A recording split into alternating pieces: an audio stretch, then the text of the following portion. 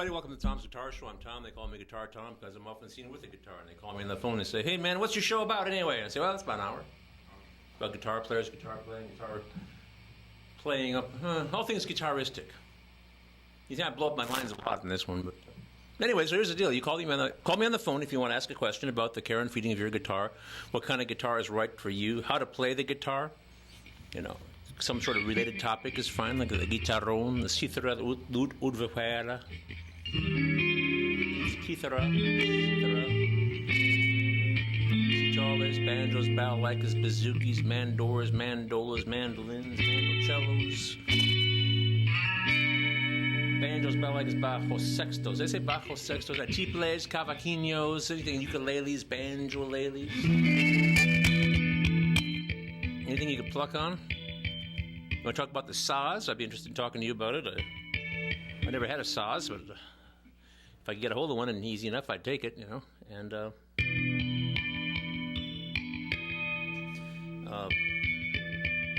you want to talk about something else? Trombones, tromborinas, cornetos, cornholts, crumhorns,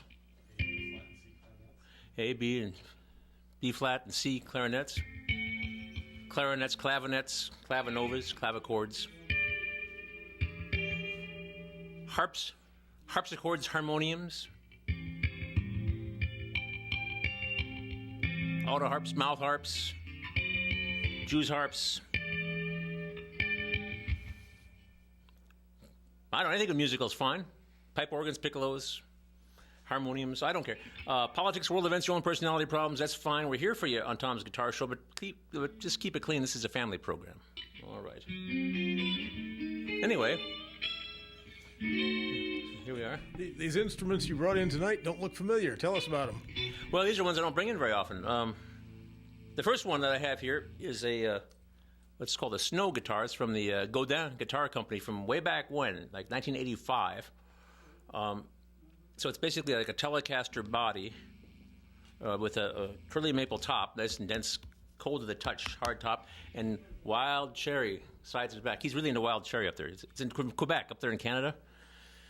So I talked to the guy, and they were sitting around trying to figure out what to call this company that made, you know, bodies and necks for like fenders and stuff. And there was 6 feet of snow on the ground. So I said, why not call it snow? Even though they were French Canadians, so they should call it neige. But anyway, so that's this. This is just a real cool little guitar that I got off the wall, dusted it off, and I've restrung it and adjusted it slightly, and it sounds great for some reason. I don't know. Over here, behind me over here, right, that one, that's a baritone guitar. It's a Dan Electro baritone guitar. So it's actually a fourth lower than a regular guitar. Hey, could you close that little door there? Because commentary from the control room comes through, and there we go. There we go. And anyway, it's a baritone guitar, a Dan Electro. It's actually a pretty cheap one, but it sounds okay. It's a fourth lower than a guitar, so it goes lower yet. And then on the other side of me, which you can't really see with this camera angle, well, now we've got the PATV's not responding. This other one over here, right, that one? This one, right? That's a Dean 6-string bass. So it's a bass guitar, but it has 2 extra strings on it. One goes lower, and one goes higher. So the high string is a high C, and the low string is should be a low B, but I have it tuned down to a low A. So it's actually 2 octaves below the 5th string of a guitar. It's very low. You can't even hear it unless it's plugged in. So I'm going to attempt to play these other instruments this evening. So anyway, this is a very nice guitar here. I don't I've neglected it for a variety of reasons, but I kind of got it off the wall, and I didn't really buy any guitars last week, and so I started to appreciate the ones that I had. And there's some other guitars I've been playing around with lately that I might have brought, but I thought 3 was enough. So.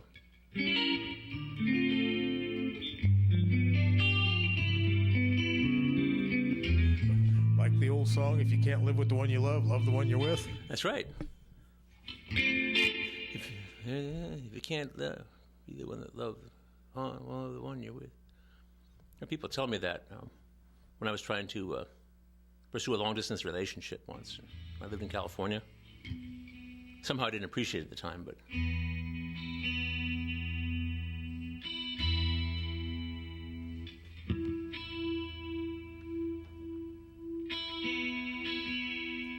I will say musically promiscuous, though. I don't only play a bunch of different guitars, but different kinds of guitars. I have other, all kinds of interests. And I had somebody come to me, because she had was a baglam or whatever, a Greek thing, a sort of a Greek mandolin-ish type of thing. She'd gotten on vacation in Greece, and she wanted to know how to play it. And I didn't know how to play it, but I looked it up and realized it's just a Greek version of the saz, which is common in the Near East, like in Turkey and other places. And it's like a mandolin relative. And where I researched it, I thought, it'd be kind of fun to have one of those around the house, have a saz to play. It's like a little bowl mandolin thing with a really long neck on it. So my mandolin and banjo backgrounds would probably translate very well to it, So the other thing I could have had is this guitar shop they have in Gilbert Street here, like a couple blocks away from us, really has a it's a banjo, but it has 6 strings like a guitar. And so what the guy there has done, James, who owns the shop or whatever runs the shop, he does what they call Nashville tuning, where you actually have the same notes, but they go up an octave. These strings are up an octave, so that it would be like that. So when you play it, it has 6 strings. You play like a guitar, but it sounds like a banjo. It is a banjo with 6 strings anyway. So I was thinking, I could have one of those, but then I left. I left with a couple of guitar strings. This new guitar strap here that's made out of cotton, so it's not quite so hot, and I didn't buy a guitar, so you should be proud of me. Anyway, well, I better play something here before I switch over to something else.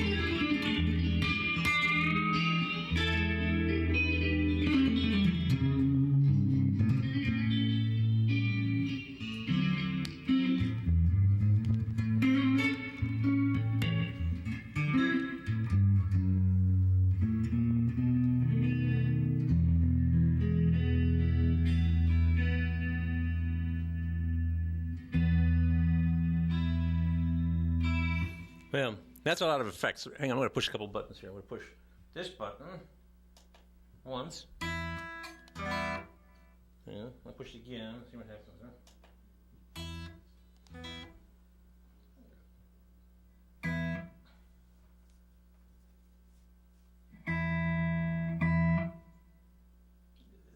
push this over here.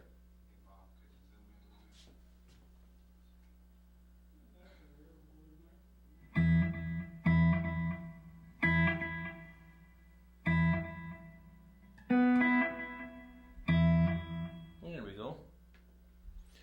So I don't quite know how to drive this amp yet. I haven't spent enough time on it.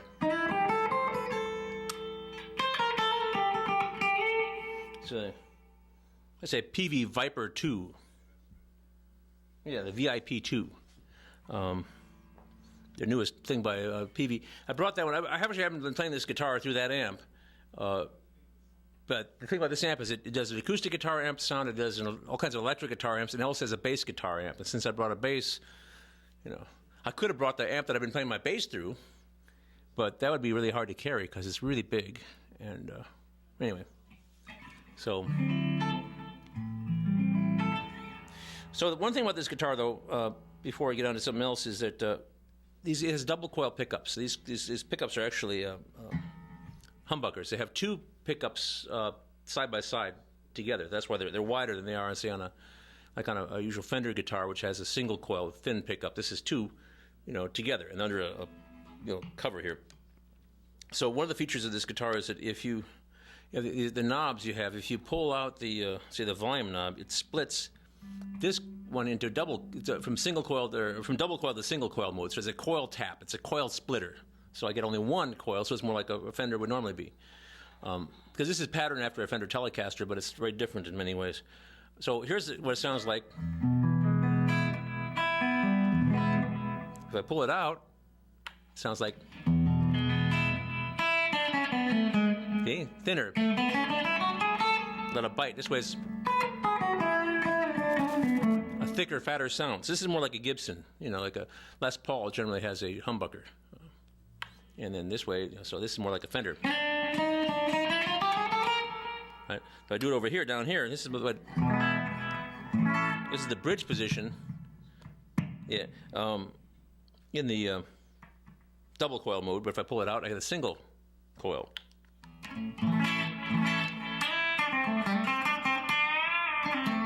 It's very thin, has a bite to it. So it's good for like right?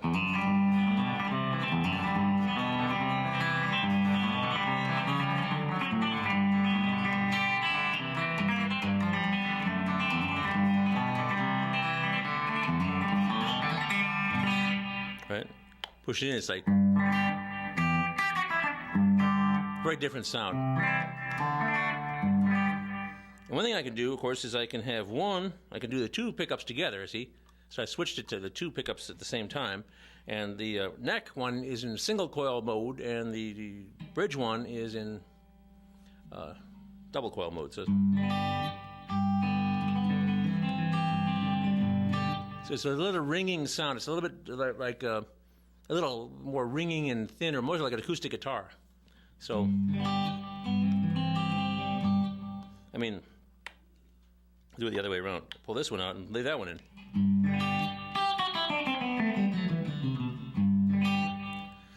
So, I don't know if I give away my age, and you can tell I'm an old man now, although I'm not as old as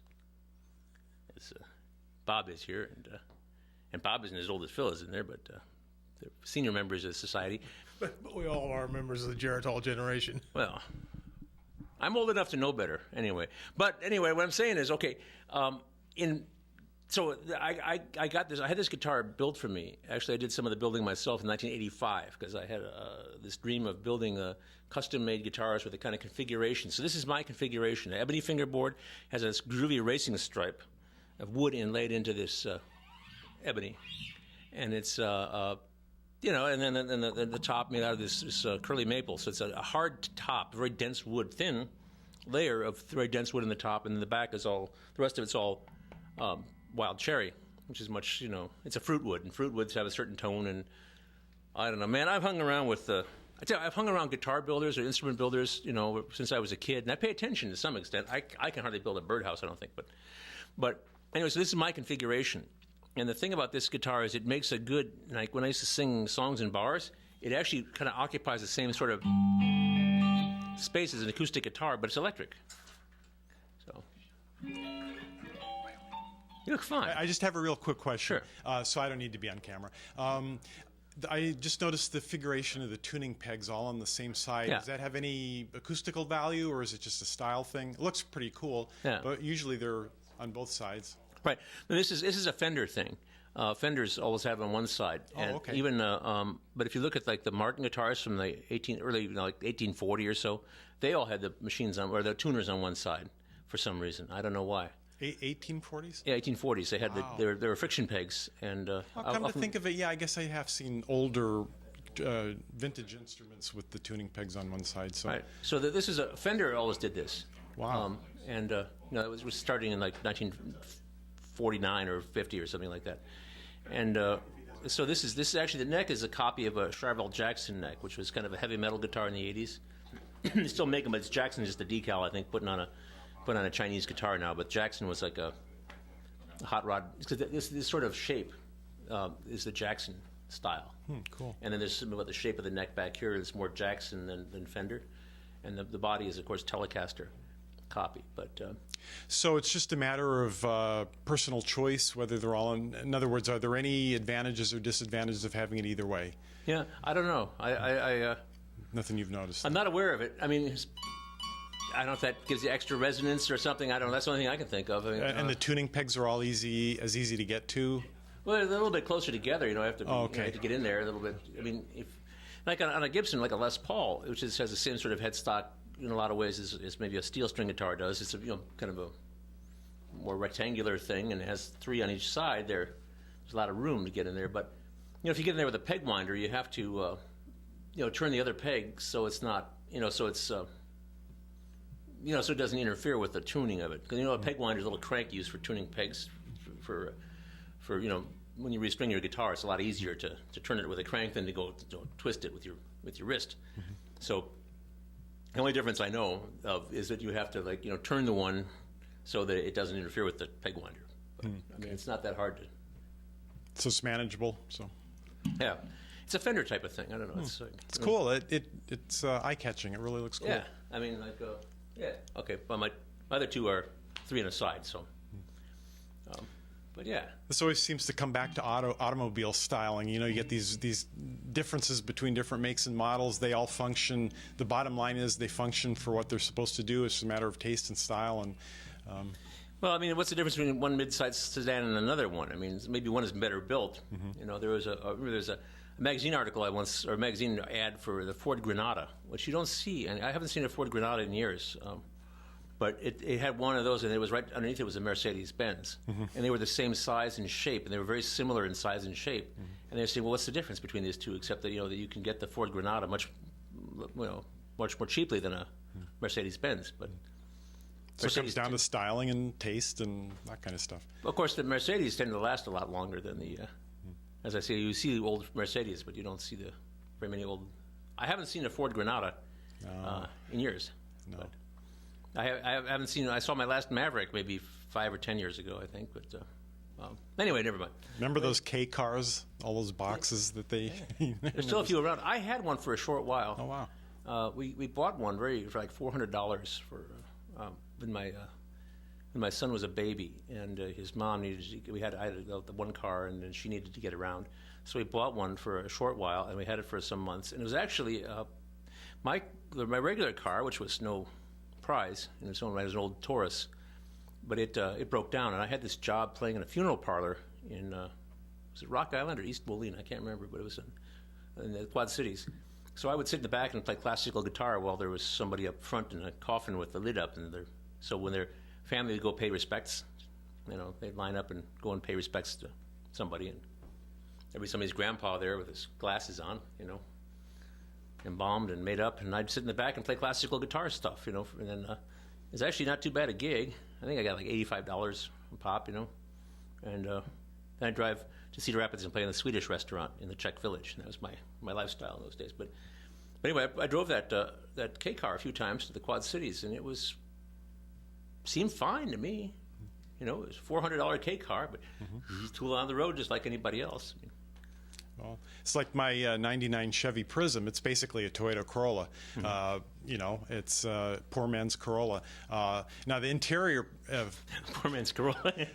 Corolla's not exactly a rich man's. Well, Go ahead. We're getting pretty poor. yeah, well, that's, but I mean the interior's wearing out and stuff like that. And if I had a Corolla, that stuff would still be holding up. But as far as the engine goes, you know, it's indistinguishable to. Yeah. So. Well, In some cases, even the upholstery. My Vibe is a Matrix, which is a hatchback Corolla. And my daughter has a Matrix, and the interior is identical. There you go. well, the thing about guitars, though, and so the point for this guitar, the reason I had this built, and I was in business trying to get these custom-built guitars to people, and nobody bought one. Maybe I was a bad salesman. Maybe everybody wanted a name brand, but at that time, all the Fenders were being made overseas. The Fender factory in Corona, California, was closed, or maybe they're building something other than Fenders. But anyway, I don't know what all the Fenders were being made overseas. So my thing was, you can have a better, you can have a Canadian, because this is, the body and neck were made in Canada. The pickups and the hardware were USA made. They were Schecter when Schecter was in Missouri. Now Schecter is in Korea or whatever, but at that time Schecter was in Missouri, and the body and neck were made in Quebec, in French Canada, and so my point was that some people really like the Japanese Fender stuff from that era because it's become kind of collectible. But it just doesn't sing like the American stuff did. You know, like when you play the guitar, if you don't have a volume on, one way I test a guitar out is I take the thing and I'll strum it without it being plugged in or turned on. And now this one, the neck is vibrating. My thumb, I've got my thumb against the back of the neck, and as I strum it, it's vibrating my thumb in a big way. The whole thing is really alive. It has a big zing to it. And I never found that to be true with the Japanese or the Korean Fenders, at least not at that time. And it's probably just the wood they were made out of. So this, we looked that up one week, and it's certain years of the Japanese Fender that people like. yeah, or maybe there's certain vintage that they like. But you know what people and why. I mean, what is it they like about them? But you know, so for me, the reason I had this guitar built and another one, Stratocaster, which I'll probably bring on the show maybe next week.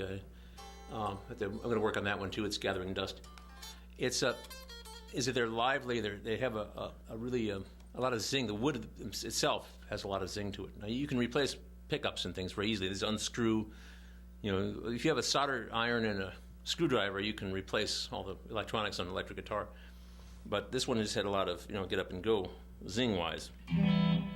So well, that's why I had this one built. But the other thing about it is that I had this is an ebony fingerboard. And ebony is very black, shiny wood from Africa. It's not like maple, like this is cool to the touch. It's also very hard and very dense. But and it makes an interesting fingerboard. I have a maple, maple necks on a couple of my Fender guitars, or Fender and G&L guitars.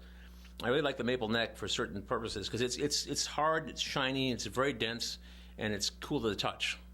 This ebony is warm to the touch, also very hard and very smooth, but just feels very different. So, and of course, ebony is very much favored for classical guitars, which is what my principal guitar.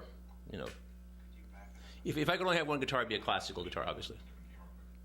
But the ebony is on an electric guitar is very different. So this fingerboard is actually flat. And usually a Fender guitar would have a radius fingerboard, be a little curve to it. And this is flat like a classical guitar, and it has, the ebony, and it has jumbo guitar frets. So this guitar was, these are the biggest frets that I had in those days of anything so you can do the tapping, because 1985, Eddie Van Halen was really big. So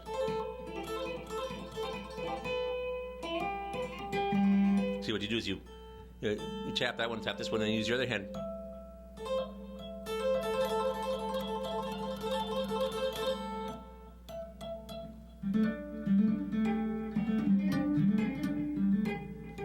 Anyway, so this is like these big frets make it that much easier to to make a big sound. Anyway. So that's why I like this guitar.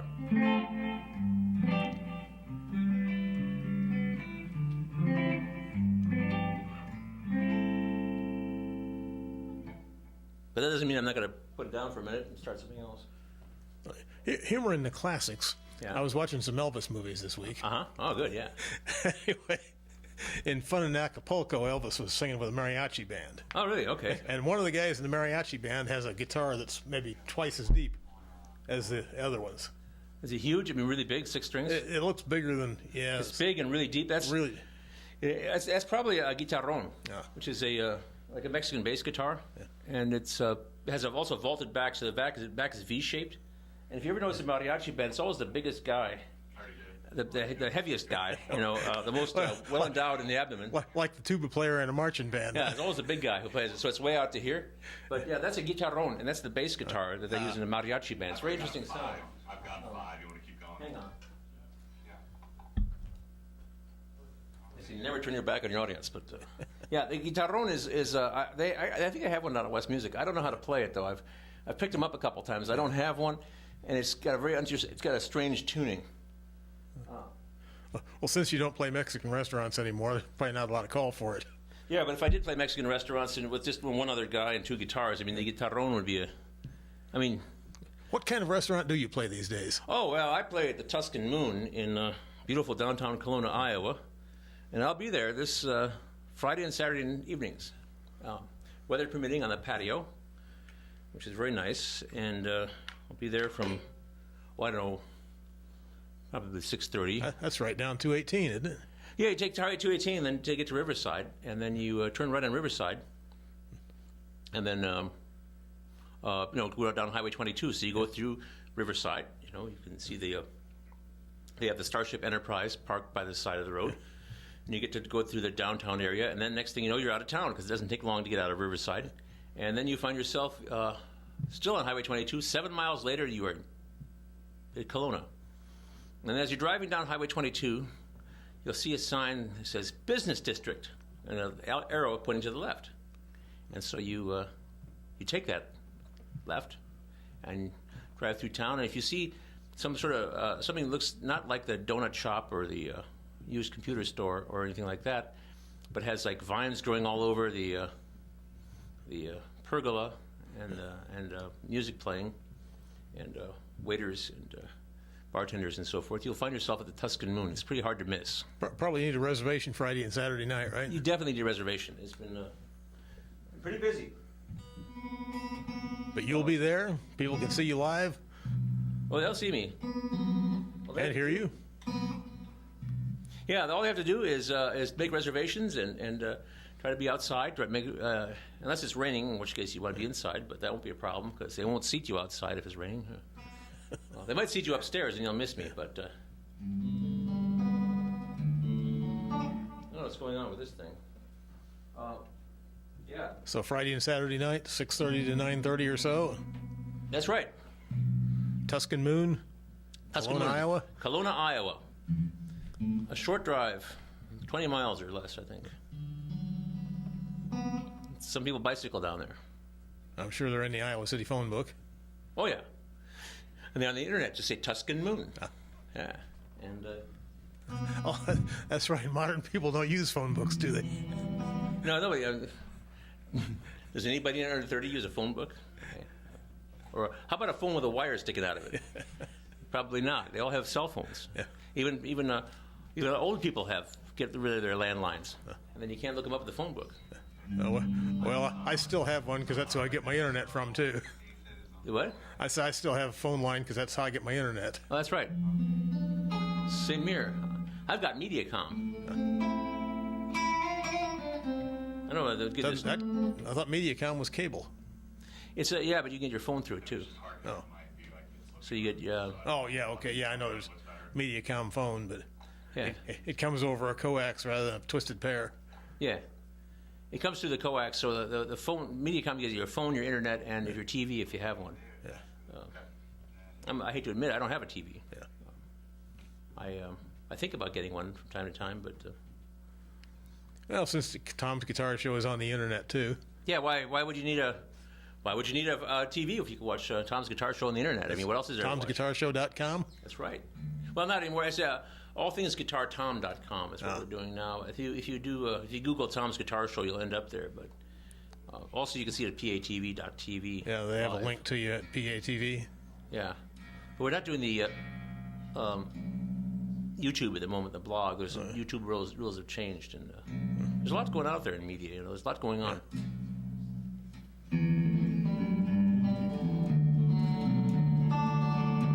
I don't know what's going on.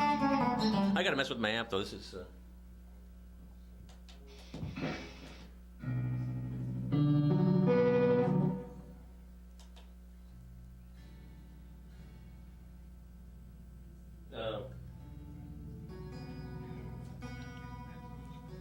Which camera's live?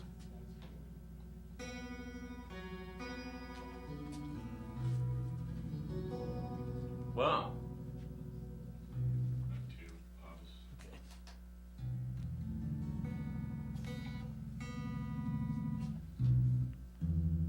Maybe I've got this in the wrong one. I know what I've got. I know what I did. This guitar has onboard effects.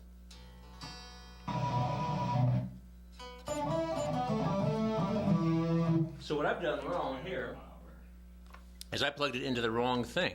So you can plug it into two things. This guitar has onboard effects. You got to have push button effects. And the only problem with them is they're pretty lousy. And this guitar is getting kind of old. So my problem here was that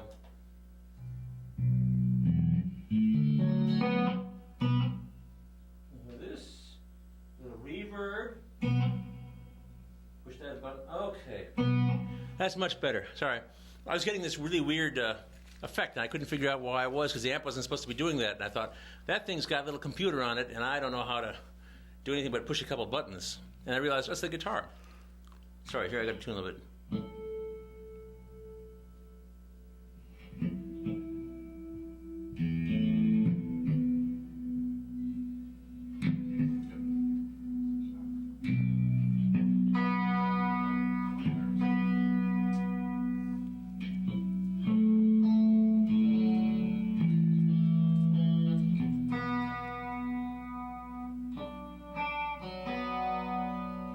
All right, so this is a baritone guitar, and so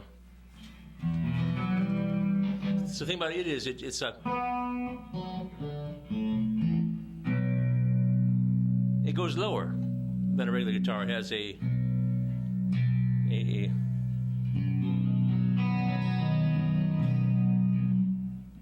low B string. I can feel the vibration. Yeah, well, I haven't brought out the six-string bass yet. That will. Your body's mostly water, and you know what happens if you'll ripple on the inside. So like a.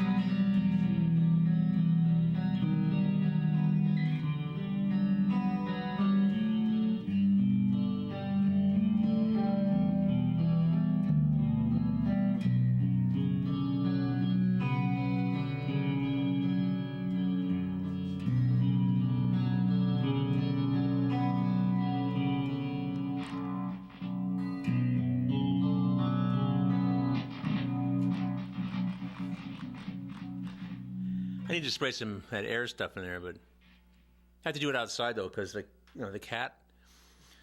We're having trouble with the cat. Doing something wrong. I forgot scratching something out. The previous cat actually, but the that air thing, those air cans. That's like the worst insult in the cat language to go like that, So you have to do it really far from the house. So probably, How does it like vacuum cleaners? he doesn't. She doesn't. She doesn't care about vacuum cleaners that much. She doesn't like the other. The other cat would just lie there and he wouldn't even get out of the way. He didn't care. He wasn't afraid of that. So we all have our own little Always phobias. cats run and hide from the vacuum cleaner. Yeah, well, the cat that we live with now, she doesn't. She's afraid of a lot of things, but he's very selective. Music students come to my house with various instruments to play, and she's very fond of many of them. She has some close friends. She makes a big fuss when they come in, and then she'll get in their case, or if they have a gig bag on the table, that she'll make a nest in their gig bag, and she'll be on the gig bag for sure when it's time to go, so that they'll have to get the cat off, and that's how she gets attention. You see. But anybody comes with tools, like a carpenter, plumber, or somebody like that, electrician, she's going to hide the deepest, darkest hole she can find from them, men with tools. And we thought maybe she was being sexist about it, but then we've had women come to the house that were would come in the wrong door, because I got these two doors, one's for music and one's for life, and people come to the wrong door, with a clipboard or something like that. She'll hide from them too. But anybody comes with an instrument, and she's she likes you. You belong here. Somebody with electricians with a tool belt, you don't. I don't think I like you. So she's full of paranoias and stuff. But the other cat was Torben. He wasn't really afraid of anything that I was aware of. And the one cat would be hiding in the basement in the ceiling, because there's this fiberboard that's stapled up there. She'd be in that little thing and hiding in the deep dark thing. But Torben, the other cat, he'd be lying there on the table, and the electrician's assistant would be there scritching him in the back of the neck and stuff, and he'd be anyway. But yeah, she doesn't like it. I've heard some cats don't like aluminum foil, for instance, freaks them out. You can imagine the vacuum cleaner would, but I think this cat, Attila, that we have, Attila the honey, she doesn't want to be around the vacuum cleaner, but she doesn't, she just avoids it because it's kind of unpleasant.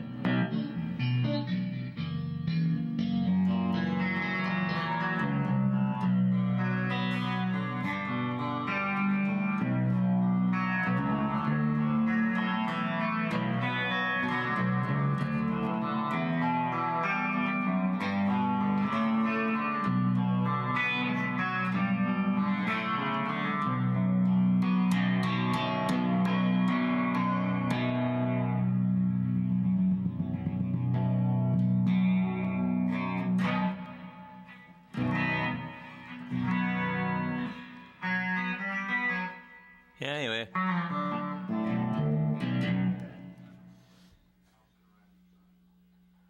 have a request for House of the Rising Sun. Well, all right. I'll do it quick, but I gotta do it quick because I gotta get my bass in here before it's too late. But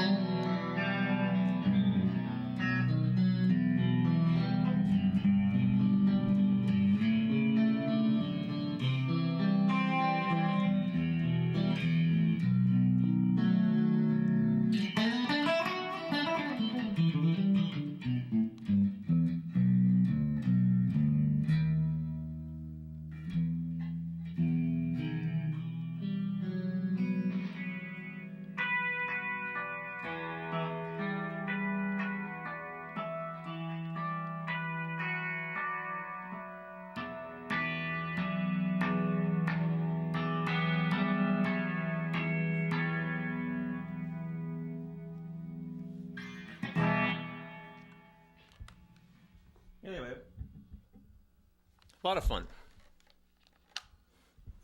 I wish everybody had a baritone guitar. Well, maybe not. It's really not the neighbors. I don't know. I rather like it. But Compliments from the booth on that one. yeah. Anyway, it's a lot of guitar, but that's not nearly as much guitar as this thing is. You never turn your back on your audience. All right. So I've been playing this one around the house, and one thing I didn't notice was how dusty it was. So I, because I pulled it off the wall, and it's kind of dark in that room there, my little cave, and I didn't realize that it was so bad, and I didn't leave with a polishing cloth, and I don't recommend paper towels that much, but oh, what the heck. Anyway, this is a Dean 6-string fretless bass guitar. And you don't have to be crazy to play one of these, but it helps. Yeah. Okay. All right. Beast. Yeah. It's a big beast. And I've never actually played it through this little PV amp I've got here. Actually, it was kind of a big amp until I could pick this thing up. When I was playing that snow guitar, that's a pretty big amp. Now it seems like a kind of a small amp compared to the size of this monster here, but we'll see what it does.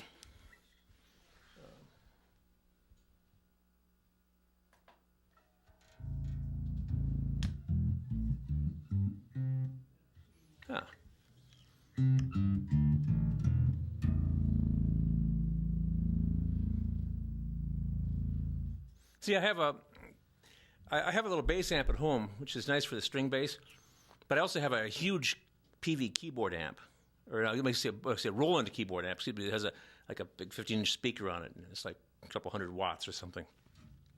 And I've had this thing, like I play that low note, and I was showing it off to one of my students, and one thing that happened was my computer was in the sleep mode. It turned on.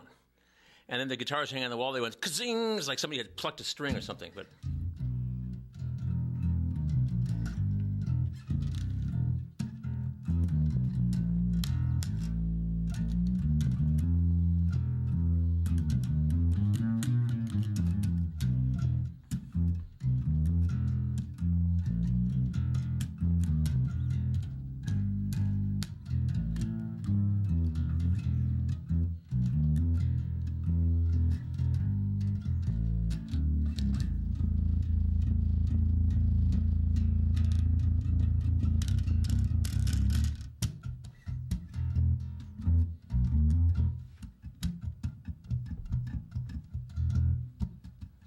one, two, buckle my shoe.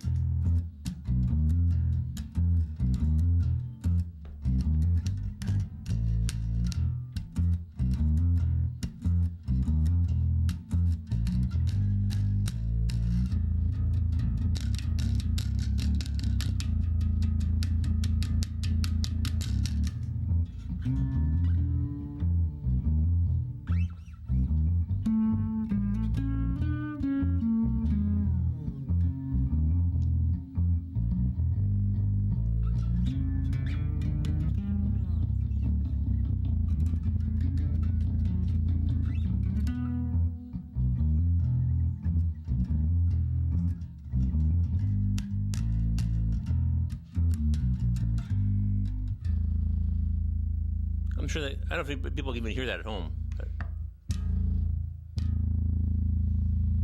you notice that things are rattling. Kimosabi when drums stop very bad. Yes, that's it.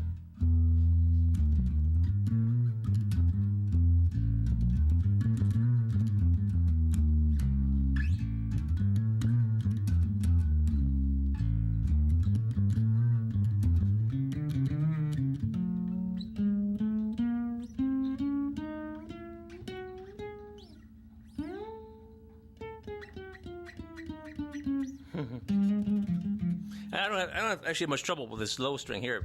I don't know what to do with this high C string.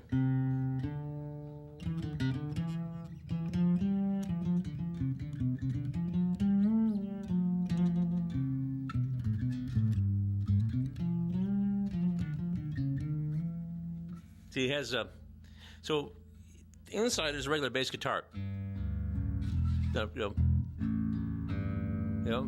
G, D, A, E. It also has a high C string, right? But then it has a low. It's supposed to be a B string, but I have it tuned down to an A. It's the romantic in me. If you want a B, I just play one here. And I don't have any frets on this thing because they only get in the way. Like, you know.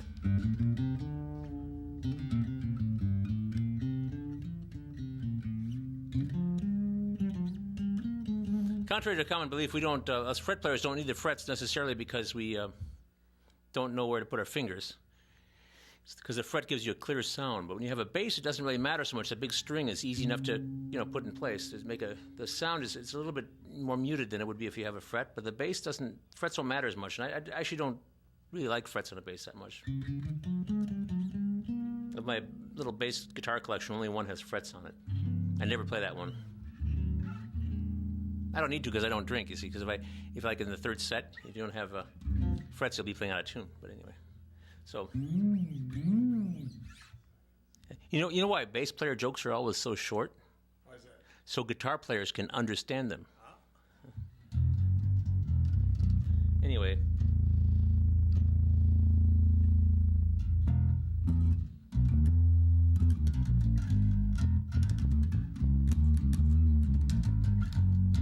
Now, my four-string bass, my Fender that I had on the show last week, I can pretty easily. I better get back to guitar here in a second, but I can very easily, play a solo, like all by itself, and use a solo instrument. This thing, I'm just like, it's too hard. I mean, I don't know yet. I mean, but this is what it looks like, huh? That's a lot of fingerboard, and Maybe you need a bow. yeah. Well, the trouble is see on a string bass, the fingerboard's like this, so that you can, bow can play one string at a time. But this thing, get all four of them. So yeah. Anyway, hang on. Don't fall down now. There we go. That thing is a monster. All right. So, wow, we're running the credits already. I better hurry up and try to get this song out here. I'll be back next week. Unless something awful happens. And